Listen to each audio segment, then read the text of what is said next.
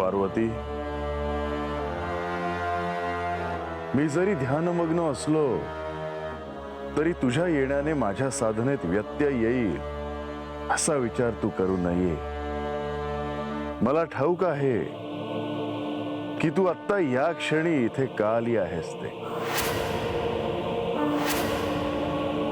स्वामी, तुम्ही मला शांत व्हायला सांगितले खरे, पण माझा राग काही शांत होत नाही। स्वामी, तुम्ही सांब सदाशिव आहात, पण दुर्जनांना शासन हे व्हायलाच हवं ह्या माझ्या मतावर मी अजूनही ठाम आहे।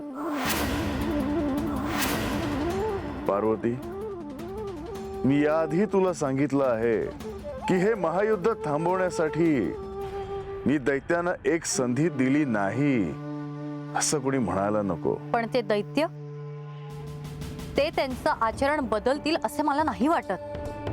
आणि खरे तर ह्या शिष्टाई मागे त्यांचा काहीतरी निराळाच हेतू आहे असे मला वाटते आहे।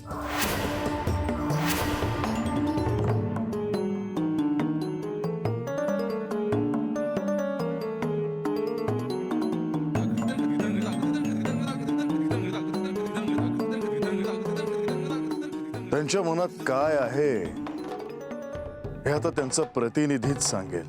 पण तो तर देवेंद्रांच्या शिबिरात असल्याचे कळले।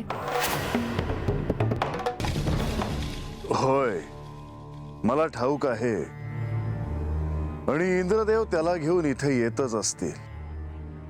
आता दैत्यांच्या मनात काय आहे हे ऐकायला मी देखील उत्सुक आहे।